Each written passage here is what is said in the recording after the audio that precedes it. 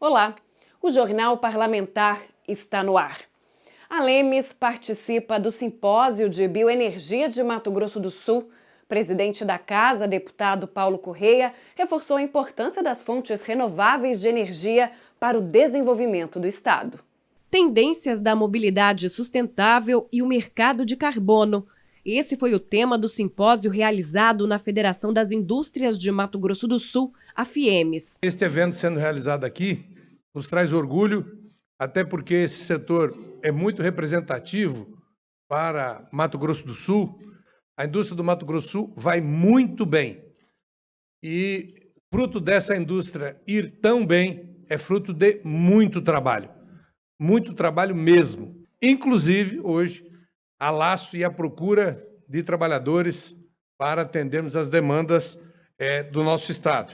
A abertura do evento contou com a participação da deputada federal Tereza Cristina, homenageada por sua contribuição para o desenvolvimento da bioenergia em todo o Brasil nos anos em que atuou como ministra da Agricultura. Agradeço muito a homenagem, dizer para vocês que são essas coisas que motivam a gente a continuar na vida pública. Tantas reuniões, né, Roberto, que nós tivemos para poder caminhar. E depois, Eduardo, você deu o salto da modernidade. Esse setor agora vai muito além. Eu falei que era sucro alcooleiro, agora é sucro energético. E vocês já estão na segunda geração, né? Vocês já estão fazendo a diferença. Representando o Legislativo Estadual, o presidente da Lemes, deputado Paulo Correia, reconheceu a importância do evento e teve sua fala voltada para o progresso e desenvolvimento de Mato Grosso do Sul, com incentivo na produção de bioenergia. Essa reunião está sendo produtiva e eu acho que o setor sucroalcooleiro está virando bioenergia, como a Tereza Cristina disse. Mato Grosso do Sul tem como produzir o etanol, sim, e nós temos orgulho de ter essa produção do combustível mais limpo que nós podemos produzir. Aqui no Mato Grosso do Sul, gera emprego, gera renda, gera dignidade para o povo do Mato Grosso do Sul, que é o mais importante. O Simpósio de Bioenergia de Mato Grosso do Sul foi uma realização da FIEMES, Biosul e União Nacional da Bioenergia e contou com a realização de painéis sobre as tendências da mobilidade sustentável e o mercado de carbono e também visão dos empresários do setor da bioenergia. Nós tomamos uma decisão, Pablo, aqui no Estado, de tornar o Estado de Mato Grosso do Sul Estado carbono neutro em 2030. Eu estive na COP, apresentei o projeto do Estado, e o que eu sempre falo, nós estamos terminando agora, que nós aderimos ao Under 2, estamos terminando o inventário sul-mato-grossense. Ontem ainda tivemos um trabalho de inventário, existe um inventário nacional, e nós vamos terminar todo o inventário de emissões de carbono no Estado de Mato Grosso do Sul. E o que nós estamos percebendo? A gente não teve coragem, Sérgio, de colocar essa data antes. Tereza, ontem os primeiros números já começam a se analisar, e aí está participando em Embrapa, as universidades, que nós vamos conseguir provar, e o Mato Grosso do Sul vai ter uma referência de ser Estado carbono neutro antes de 2030. Deputados iniciaram a votação da PEC, proposta de emenda à Constituição, de autoria do Poder Executivo, referente ao teto de gastos do Estado. Ana Paula Gimenez. A proposta de emenda constitucional 2 de 2022, que revisa a lei de teto de gastos de autoria do Executivo Estadual, cuja validade acaba neste ano, tramita em regime de urgência. A proposta apresentada modifica itens da emenda constitucional 77 de 2017. A matéria trata da possibilidade de acréscimo do crescimento da receita corrente líquida, que exceda ao índice do IPCA, Índice Nacional de Preços ao Consumidor Amplo. A PEC já teve o seu texto analisado e aprovado pela Comissão de Constituição, Justiça e Redação. A matéria voltou para análise em plenário na terça-feira, 14 de junho, em primeira votação, e foi aprovada por maioria. O deputado Gerson Claro, do PP, explicou o motivo do acréscimo no teto. O deputado Gerson Claro, do PP, explicou o motivo do acréscimo no teto. Na realidade, aumentar o teto de gasto não tem a ver com aumentar a despesa do Estado. Nós vivemos uma inflação de mais de 12%, e quando você tem uma inflação dessa, o seu custo, a sua folha de servidores, tudo aumenta. E você tendo um teto de gasto, coisa que já foi feita na União. Eu não vi essa manifestação na casa, quando há menos de um mês a própria União houve alteração do teto de gasto da União. Então eu voto sim. Os deputados estaduais Capitão Contar, do PRTB, e Felipe Orro, do PSD, justificaram os motivos pelos quais não votaram com a maioria dos parlamentares. Por entender ser totalmente incoerente autorizarmos o aumento do teto de gastos em um momento em que o Estado bate recordes de arrecadação e não se discute em nenhum momento a redução de impostos ou quitação de dívidas. Por exemplo, e na justificativa o Poder Executivo alega queda de arrecadação, mas o que se vê é totalmente o contrário. A inflação empobreceu o contribuinte e enriqueceu os cofres públicos. O povo sul-mato-grossense quer redução de custos e não aumento de gastos. Eu vou acompanhar o voto do deputado Contar. Eu também discordo da mudança no limite de teto de gastos. Voto não. Proposta em discussão no Congresso Nacional pode reduzir as alíquotas de ICMS dos estados. Interferência federal foi criticada pelos parlamentares durante grande expediente. O texto base de projeto que cria teto para o ICMS sobre os combustíveis, energia, telecomunicações e transporte coletivo passou essa semana pela aprovação do Senado Federal. O objetivo é limitar o imposto, o mais importante dos estados, a 17% para esses setores, classificando-os como produtos essenciais. O tema foi abordado pelo deputado Paulo Duarte, do PSB, durante a sessão ordinária desta terça-feira. Em sua fala, o parlamentar critica a interferência federal em assuntos de competência estadual. O que vai acontecer a partir de agora é a expectativa que imediatamente vai baixar o preço do combustível. Não vai acontecer isso. Primeiro, aqui no estado, por exemplo, o diesel. O diesel, ontem foi aprovada a proposta de limitar o PL em 17%. Aqui é 12%. Aqui já é 12%. Quando se trata questões tão importantes de um país com dimensões continentais, acontece isso. Eu vou dar um exemplo, que incentivo fiscal que chega em quem precisa. Energia elétrica, que também entrou no pacotão de ontem.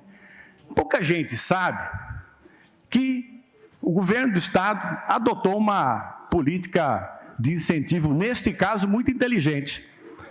Hoje, 138 famílias não pagam a conta de luz.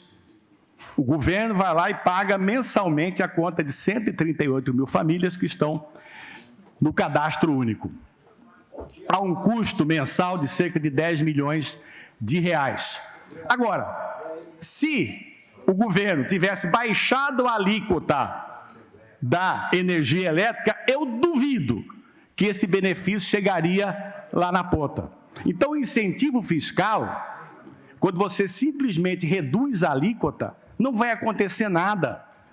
Tinha uma proposta, inclusive, mais interessante, na questão do combustível, de selecionar quem fosse beneficiado. As pessoas que trabalham com aplicativos, donos de motocicleta. Entre as práticas já desempenhadas pelo governo do estado, conforme o parlamentar, estão as políticas de incentivo fiscal, como a isenção da cobrança de energia elétrica para 138 mil famílias de baixa renda, e redução da alíquota do diesel, por exemplo. E pede que as assembleias legislativas assumam o protagonismo nas discussões que agora estão em Brasília. O Congresso Nacional está discutindo algo que quem tinha que discutir são as assembleias legislativas. Nós temos 27 unidades da federação, nós temos 27 legislações diferentes. E eles estão tratando um país completamente desigual de forma igual. O Congresso não tem conhecimento suficiente, neste caso, para tratar desse assunto. Vamos criar uma expectativa gigantesca na população, vai ser um denuncismo danado nos postos, quando, na verdade, Como é que vai baixar o litro do diesel imediatamente se o governo está dizendo que a alíquota é 17 e aqui é 12?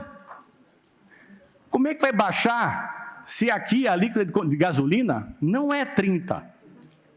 A alíquota efetiva. A nominal é 30. A efetiva já está em 22, porque a pauta está congelada há muito tempo.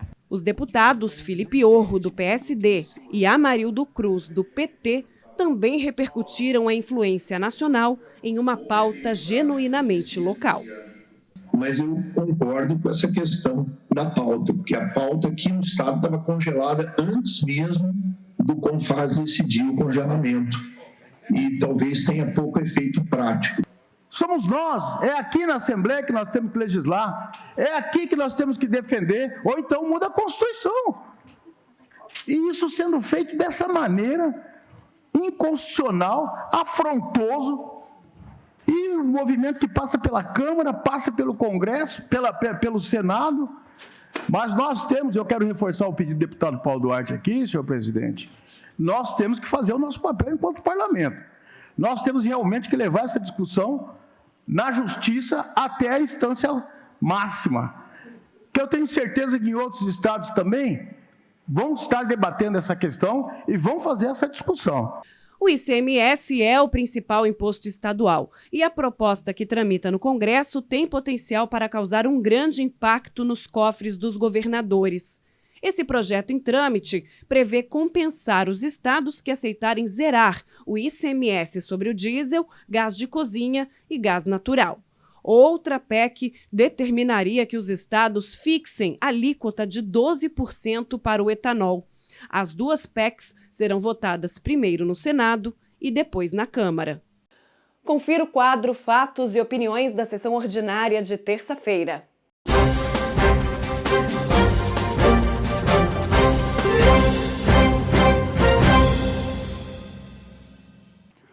Eu quero apenas fazer um registro, senhor presidente. Eu quero destacar o trabalho do Ministério Público Estadual, que recentemente, nos últimos dias, confirmou que houve um superfaturamento de 2,4 milhões de reais na aquisição de 60 mil cestas básicas de alimentos para o enfrentamento da emergência de saúde pública decorrente da pandemia, totalizando um valor de R$ 5.820.000 na aquisição dessas cestas. Eu quero relembrar, senhor presidente, que o meu gabinete, quando identificou que o item, que a cesta básica estava acima do preço, foi ao mercado, foi ao atacadista comum, foi ao supermercado do bairro, fazer a mesma compra, pegar os mesmos itens da cesta básica, pegando o produto mais caro de cada prateleira, e mesmo assim, o preço da cesta básica, que era R$ 97,00 compradas pelo Estado, nós conseguimos comprar por R$ 80,00. Isso saltou aos olhos. Na época eu fiz uma proposição aqui nessa casa, solicitando aos órgãos competentes que fosse apurado esse suposto superfaturamento. E sabe o que aconteceu? A minha indicação foi rejeitada. O então deputado Eduardo Rocha, hoje secretário de Estado, pediu destaque da minha indicação, submeteu a plenário e a minha indicação foi rejeitada. Mas tudo bem, parlamentar não pode desistir. Peguei todos esses dados, fui pessoalmente em Brasília despachar com a Polícia Federal, com a Controladoria Geral da União e também o Ministério Público Federal. E o que aconteceu? Eu quero lembrar aqui que nessa votação da minha indicação, acompanharam o meu voto o deputado Catão e o deputado Coronel Davi. Então eu quero agradecer a esses parlamentares pelo apoio à época. Então depois de ir a Brasília fazer esse registro e entregar esses indícios de superfaturamento, eu fui interpelado judicialmente pelo governador Reinaldo Azambuja, que meses depois dessa denúncia foi deflagrada a Operação Penúria pela Promotoria do Patrimônio Público, onde foram cumpridos 13 mandados de busca e apreensão com apoio do GAECO e do GECOC. E agora, senhor presidente, depois de 2 anos, olha o tempo que a gente demora para poder apurar um indício de superfaturamento.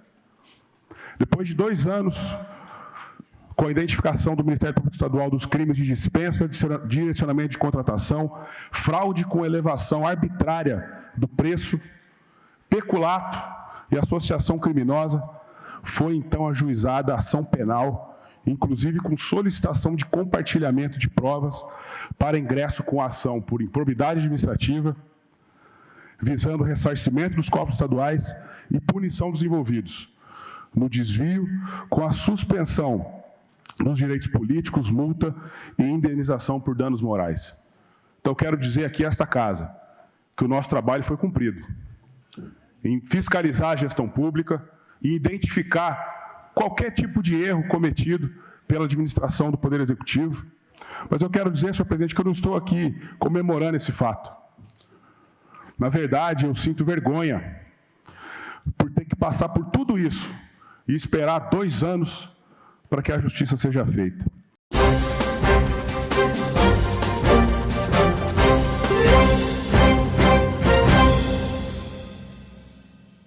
O Jornal Parlamentar vai para um rápido intervalo e já volta.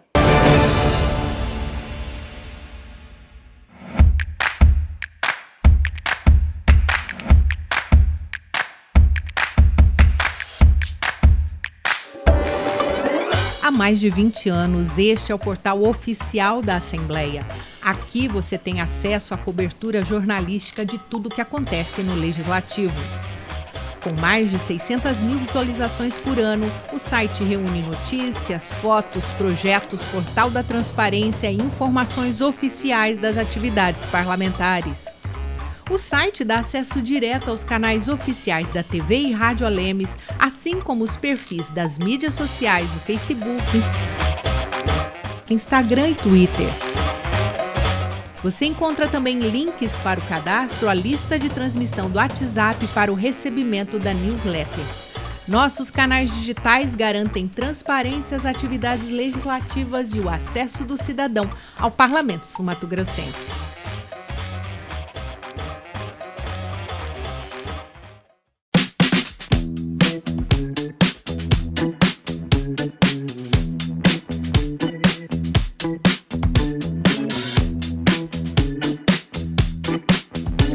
Você pode receber semanalmente a newsletter da Assembleia. Ela é a nossa ferramenta de comunicação institucional enviada por meio eletrônico com resumo das principais atividades do Legislativo. Aqui você encontra os projetos que foram apresentados, os votados e analisados durante as sessões plenárias e ainda matérias e fotos do Parlamento. Veja como é fácil receber gratuitamente o material. Basta acessar o site institucional e preencher as informações solicitadas na parte inferior à direita da página. Para finalizar, é necessário seguir as instruções de confirmação no e-mail escolhido ou ainda cadastrando seu WhatsApp na nossa lista de transmissão. Ação Alemes. Transparência, resultados, representatividade, cultura, ciência, debates, história, música, utilidade pública, a programação da TV Alemes no Spotify. Ouça, fique por dentro dos assuntos que impactam o seu dia a dia.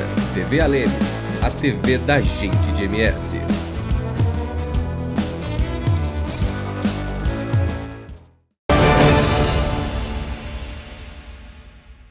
Comissão de Constituição, Justiça e Redação considera constitucional a LDO, Lei de Diretrizes Orçamentárias.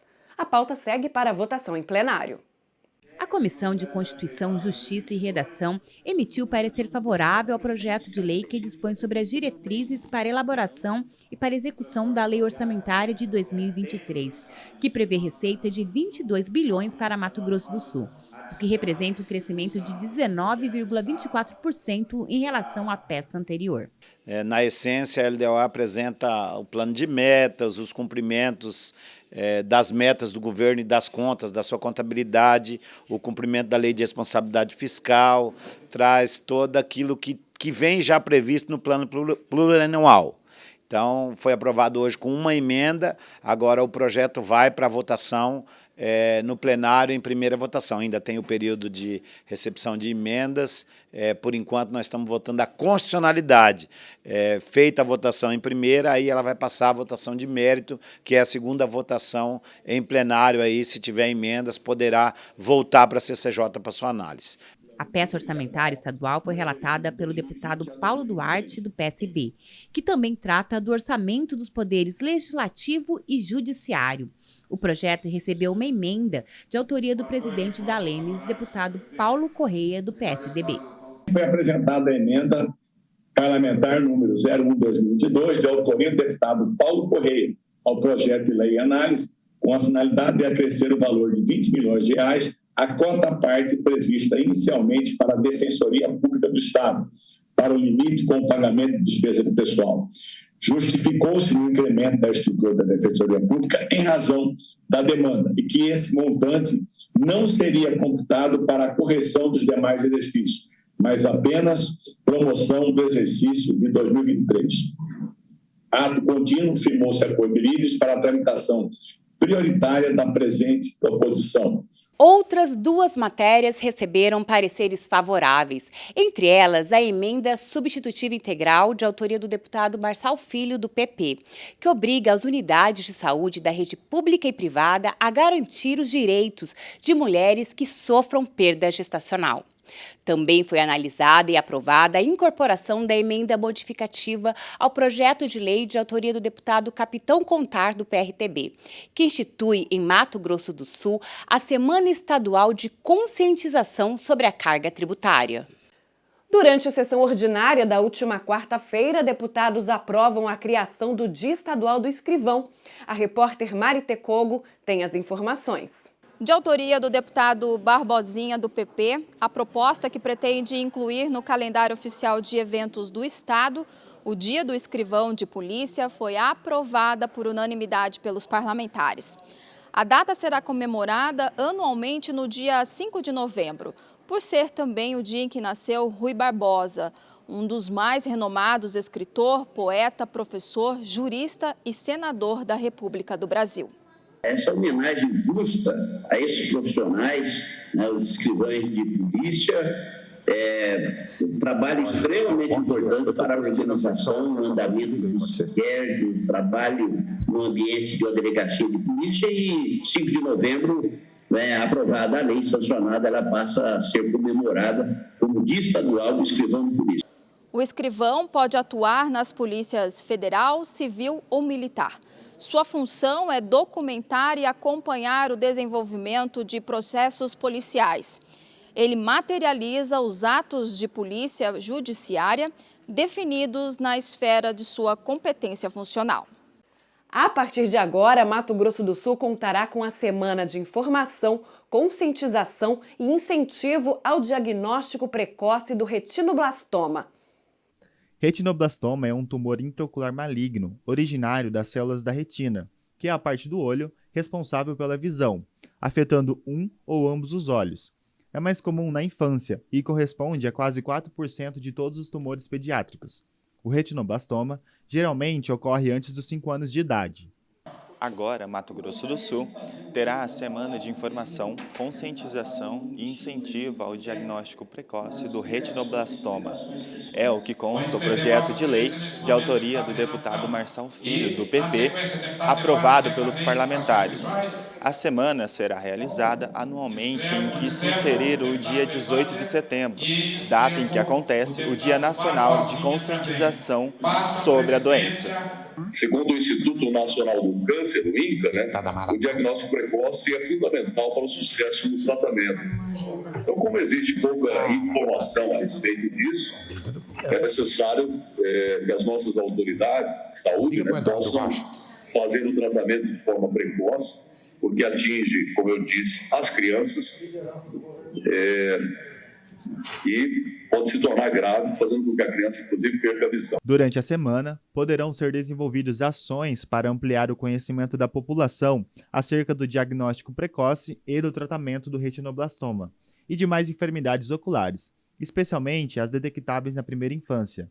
Divulgar os principais sintomas da doença, aperfeiçoar as políticas públicas estaduais sobre o tema, além de fomentar a pesquisa, a ciência e a inovação no âmbito da saúde, com vistas a identificar e desenvolver novos tratamentos, bem como melhorar aqueles já existentes.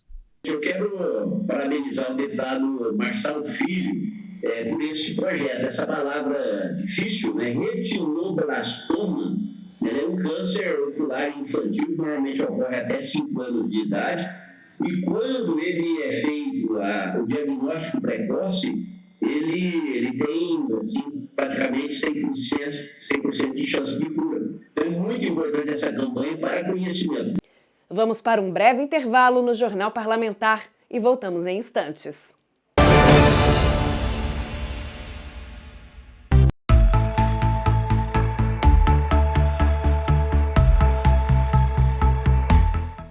O mundo mudou, as formas de se comunicar mudaram. A Assembleia quer estar cada vez mais perto de você, cidadão. As notícias do Parlamento na palma das mãos. 67-3389-6393. Participe! TV Alemes, a TV da gente de MS.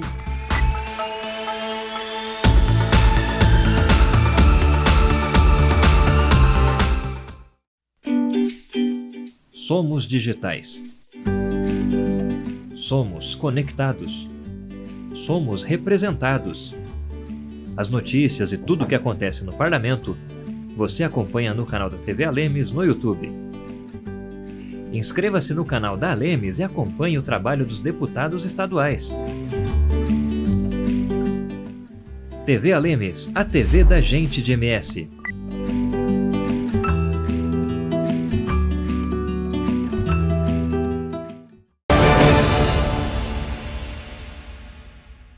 A revisão do teto de gastos do Estado foi aprovada em segunda votação pelos deputados. A pauta de autoria do Poder Executivo segue para a sanção do governador Reinaldo Azambuja.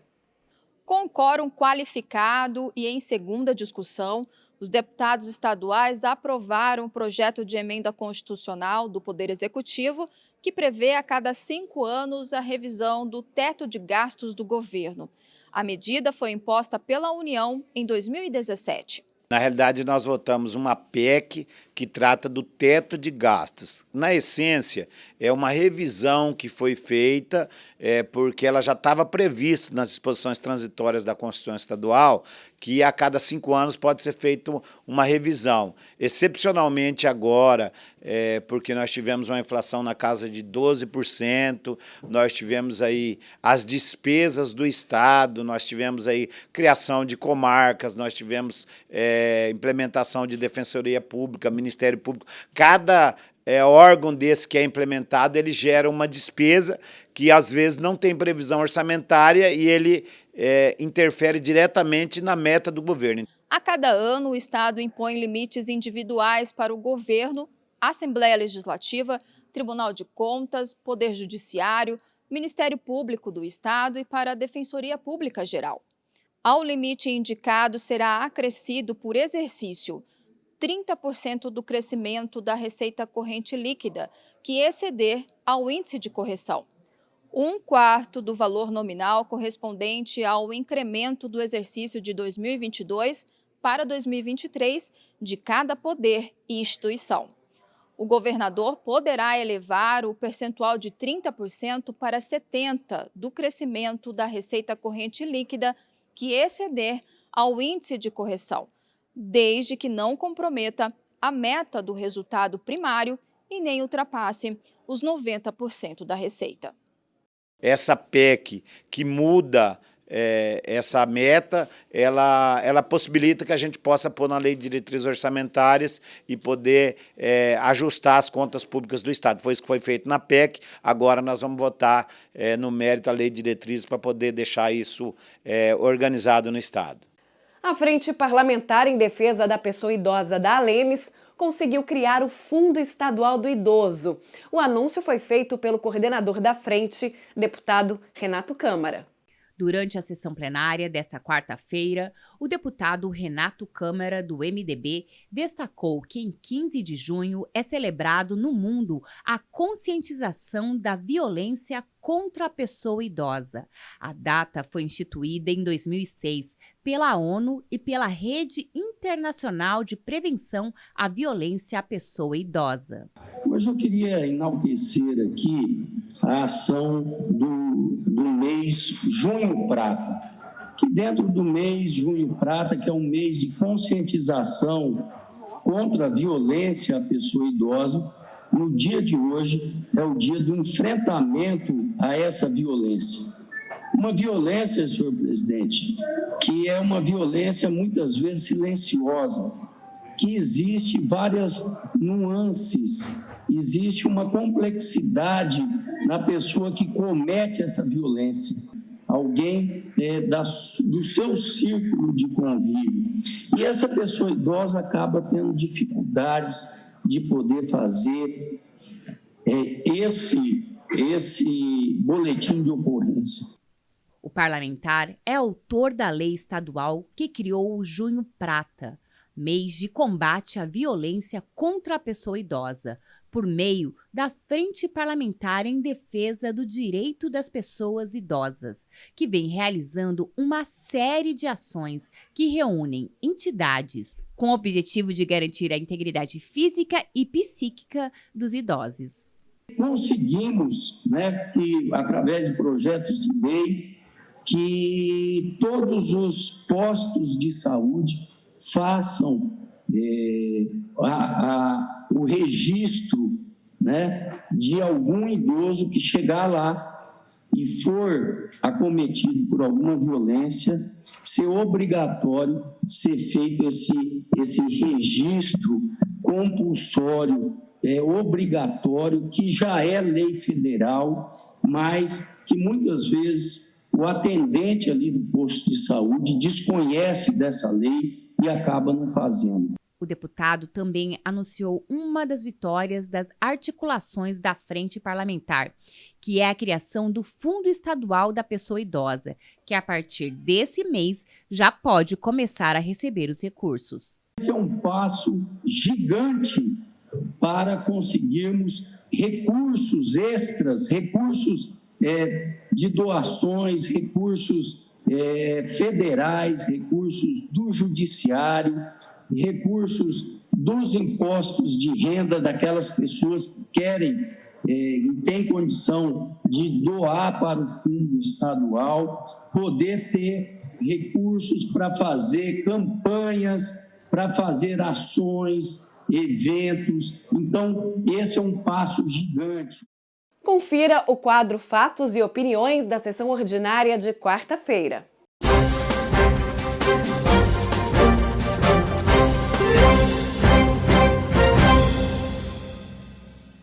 Ontem eu recebi a informação de que a CCR-MS Vias, teria interrompido, obviamente, as pessoas que estão trabalhando nas obras de construção de um viaduto sobre a BR-163, o chamado Trevo do DOF, aqui em Dourados. Uma via extremamente importante, em cujo local, em média, passa 20 mil pessoas por dia utilizam desta via tão importante. Nós estamos com essa via interrompida já há alguns meses, obviamente isso provoca um transtorno muito grande.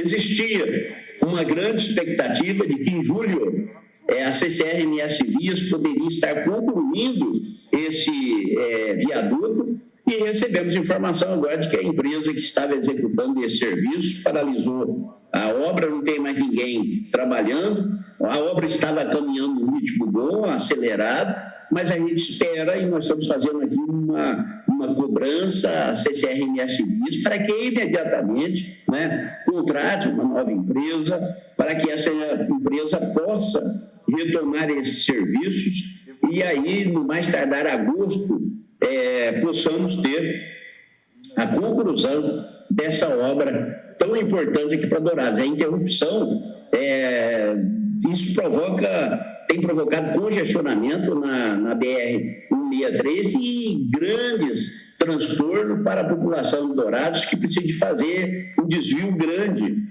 para poder acessar a BR, inclusive para aqueles que demandam bairros importantes de Dourados, como Guaicurus, Dioclésio Artuzzi, Esplanada, né, o acesso ao distrito industrial de Dourados prejudicado, né, por essas obras que são importantes, mas que a paralisação incomoda a todos. Então, nós estamos aqui fazendo um pedido à CCRMS Vias, pedindo informações, né, esperando que ela imediatamente, com a devida celeridade, retome o andamento dessas obras.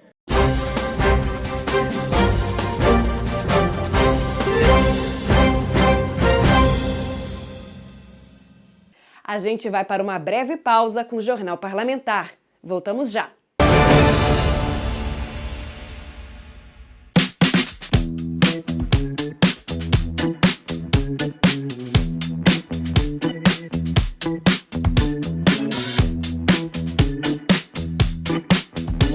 Você pode receber semanalmente a newsletter da Assembleia. Ela é a nossa ferramenta de comunicação institucional enviada por meio eletrônico com resumo das principais atividades do Legislativo. Aqui você encontra os projetos que foram apresentados, os votados e analisados durante as sessões plenárias e ainda matérias e fotos do Parlamento. Veja como é fácil receber gratuitamente o material. Basta acessar o site institucional e preencher as informações solicitadas na parte inferior à direita da página. Para finalizar, é necessário seguir as instruções de confirmação no e-mail escolhido ou ainda cadastrando seu WhatsApp na nossa lista de transmissão. Ação Alemes. Rádio Alemes. Em sintonia com a informação. Notícias do Legislativo. Utilidade pública. Boletins informativos. Assembleia em 2 minutos. Saúde, bem-estar e vida saudável. Podcasts para conhecer a nossa Casa de Leis. E tudo isso com o melhor da MPB e das músicas regionais, de hoje e de todos os tempos. Rádio Alemes, a rádio da gente de Mato Grosso do Sul.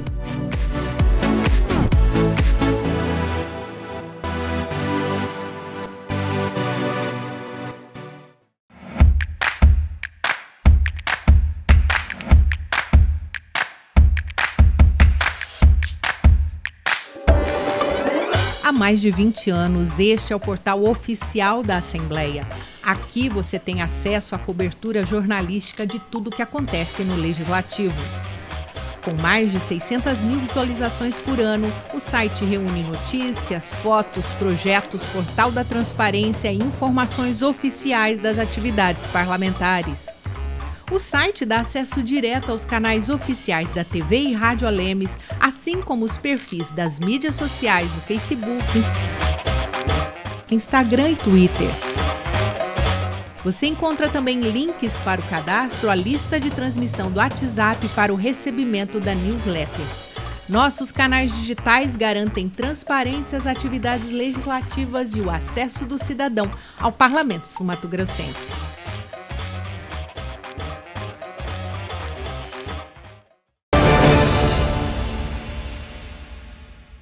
Novidade no ar. Entrou na programação da TV Assembleia a nova edição do programa Ponto de Vista. Olha só, o Ponto de Vista desse mês vai falar sobre alienação parental. E o meu entrevistado vai ser o advogado Abner Santos. Nos vemos na TV Assembleia. Até lá, não perca! Também teve estreia na grade da TV Alemes, é o programa Sabores da Terra. Estreia na TV Alemes Sabores da Terra, um programa que vai deixar você com água na boca e com muita vontade de cozinhar.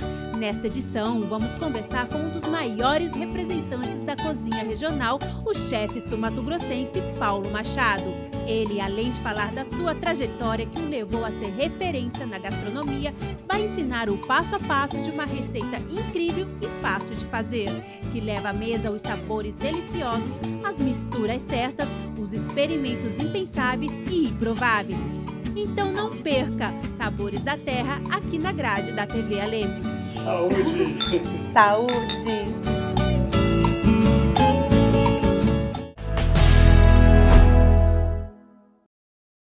Agora vamos falar sobre o potencial da nossa fronteira. O desenvolvimento urbano de Ponta Porã contribui para o aquecimento da economia e do turismo de 2 países, o Brasil e o Paraguai.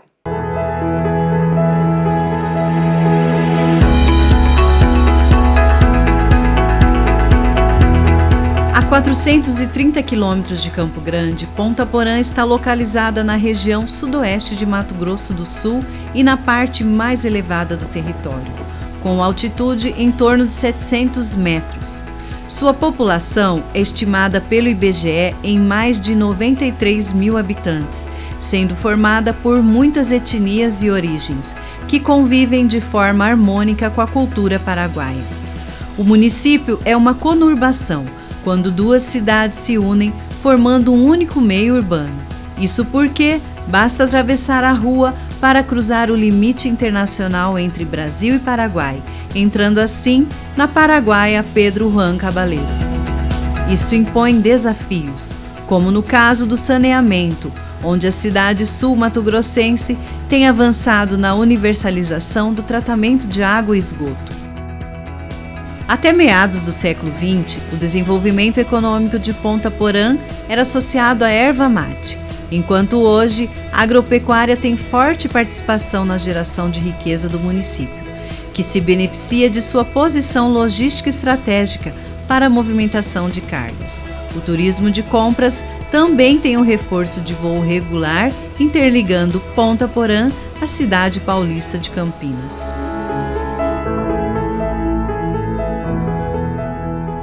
Você sabe quando se aplica a lei do feminicídio? A legislação no Brasil, vigente desde 2015, enquadra autores que causam a morte de mulheres por sua condição de gênero. O Brasil é um dos primeiros países no ranking mundial nesse tipo de crime. O Brasil é o 5º país do mundo no ranking mundial de violência contra a mulher. Está à frente até de países teocráticos islâmicos, onde as mulheres podem ser condenadas ao apedrejamento e nunca são emancipadas das tutelas de seus pais ou maridos. Sancionada em 9 de março de 2015 no Brasil, a lei do feminicídio alterou o Código Penal brasileiro e qualificou o feminicídio como crime hediondo no país, o que faz com que o ritual do julgamento seja dado especialmente por um tribunal do júri, também conhecido como júri popular. A lei do feminicídio pode ser aplicada em casos como agressões físicas ou psicológicas, abuso ou assédio sexual, tortura, mutilação genital, espancamentos e em qualquer outra forma de violência que gerem a morte de uma mulher, em decorrência da condição de ser mulher, podendo também ser motivado ou simultâneo à violência doméstica. A pena de reclusão para o feminicídio estipulada pelo Código Penal é de 12 a 30 anos, com agravante no caso de crime cometido contra a vítima menor de 14 anos, maior de 60 anos ou com deficiência, durante a gestação ou nos 3 meses posteriores ao parto, e na presença de descendente ou ascendente da vítima, sem especificar que essa presença pode ser virtual ou física. Em Campo Grande, 2022, já registrou 3 casos comprovados de feminicídio, ao passo que o número de denúncias de violência doméstica está perto de 8.000, graças à ampla divulgação dos canais de denúncia. Os dados são da Casa da Mulher Brasileira.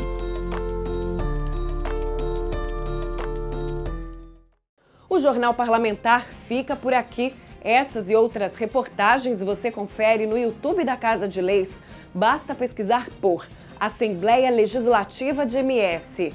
Siga nossas redes sociais, Instagram, Facebook e Spotify. Mais informações no al.ms.gov.br. TV Alemes, a TV da gente de MS.